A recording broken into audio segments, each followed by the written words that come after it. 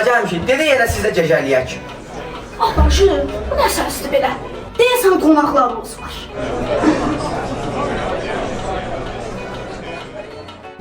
Ay, bu işə qaldıq çöldə. Az nağarıq edad, gelib coşucunda qavarıq. Yox, nə danışırsınız? Qonaq qapıdan qaydar. Yox, gəlin bacı. Biz gedək coşucular, sabahında gecəni sizə qavarıq. Dedim də sən tez gedək.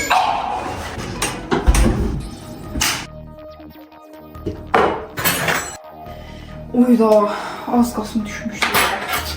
Allah özümüzə baxdı. Düşsəydik ona şərədiydik.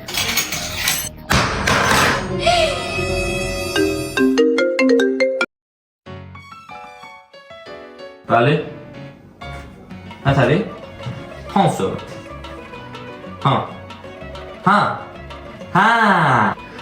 Gəlin qonağımız ol. Kim idi? Zöhrə. O kimdir? Yezdən var, Hə. Onun dayısı ilə əmsi oğlu. Deyir ki, Bakıya toya gəlirəm, sizdə gəzəliyəcəm. Bildim.